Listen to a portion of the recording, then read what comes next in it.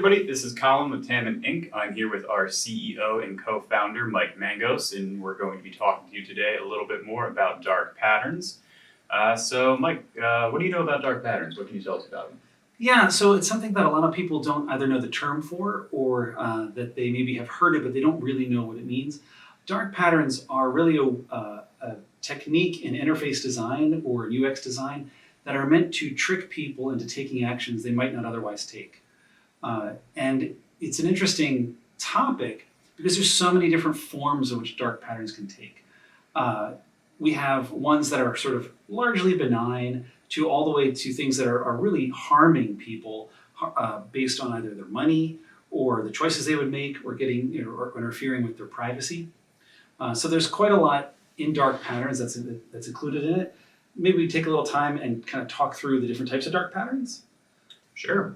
Do you have any particular ones that really get to you? Yeah, there's a couple of categories that I like to think about. I don't know if other people categorize them, but I usually like to think of them in some groups, right? Like sort of there's this one group which is mostly just around slightly misguiding people, and there's some techniques in there like misdirection, disguised ads. We've seen those kind of pop up in Google. You see these little ads that look like they're search results, but they're not really. They're patterned like that. If users use Quora is kind of famous for having these ads that look like official posts. The only thing that distinguishes them is this little tiny, like light gray on gray background, text that just says sponsored content. Those are ways that we can kind of trick people into taking an action that we want them to take, which is clicking on a post from an advertiser, creating engagement that may be our primary revenue stream, but maybe that's not really content that is put out there by users in the community, or they're not organic results coming from Google's search algorithm. So those are kind of some ones there that I think are not great, but they're not damaging always. It kind of depends on where it's taking you. There's another category which is really around getting you to separate from your money, which I think is another category which is interesting in that oftentimes we sign up for something. There's this concept of the Roach Motel. Easy to get in, hard to get out. Right. So you sign up for a service and you can start, but then if you want to get out of it, how do you delete your account or how do you end that relationship with that vendor? They make it really hard. Even Amazon's famous for this, right? Sign up, but to delete your account, it's like 12 steps and you got to go through all these hoops and none of the steps would make you think that was a pathway to success in deleting your account. And then even by the end, when you finally get to that one article that says, yes, I'm ready to delete my account, you have to chat with the representative who's going to try to convince you to stay. I believe that in itself is a dark pattern called confirm shaming. Yeah, absolutely. Some of these dark patterns are not always easily categorizable, right? So you can certainly have some which is like, I'm going to make it hard for you to leave. And then when you finally get there, it says, hey, do you really want to leave? Only nerds leave, or whatever. And then you think, well, I don't want to be in that category of people that they're shaming. It can be very difficult and can really make it even emotionally hard to separate based on that interface design. Yep, I see that all the time. Now, at Tamman, we're all about accessibility. So could we talk about a little bit more about how dark patterns could pose some accessibility issues? Absolutely. Look, dark patterns disproportionately affect people with disabilities. And there's a few ways that happens, right?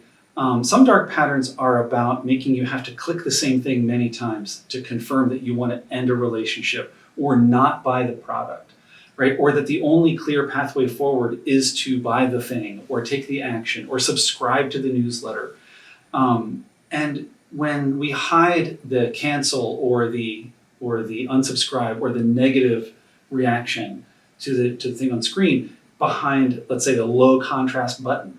I mean, that's probably the easiest and probably lowest impact kind of dark pattern, which is just, hey, I'm going to make the cancel button a light gray, whereas the subscribe button is this bright dark color that is very obvious and clear. If you don't have good vision to see the cancel button, you may think the only option is to continue, and there's no way to get past it.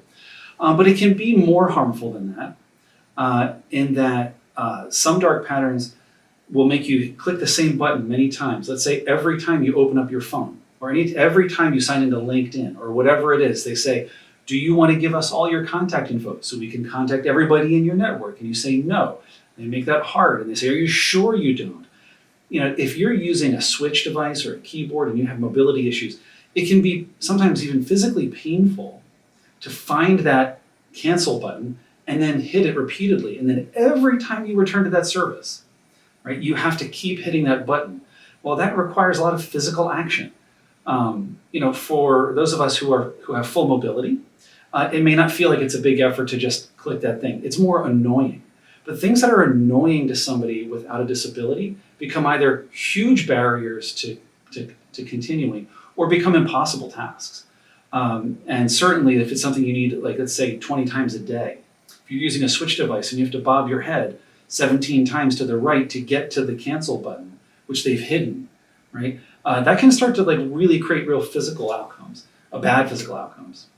It's very interesting, and I feel like most people wouldn't even think of such things, or even designers. Yeah, it's actually not that different from sort of the whole category of digital accessibility in design, right? Inclusive design is all about becoming more aware of what our users really need and how our interfaces affect them.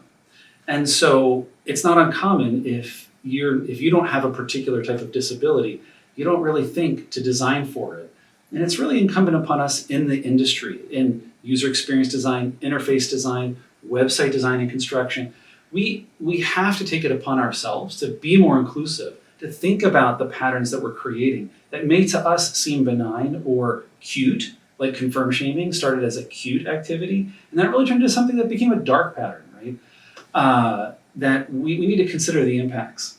And it's true for all digital accessibility, not just dark patterns. Dark patterns just become a very prominent expression of that same need for inclusive design. Gotcha. And to close this out, do you have any tips for anybody out there on the internet who might be trying to avoid falling into some of these dark patterns? Yeah, there's probably two things, right? One is that dark patterns, there are a few that would cross into the category of illegal, but very few dark patterns are really considered illegal. And so the tip, first of all, for us navigating around is don't think that just because something is allowed that it's also moral or okay to do.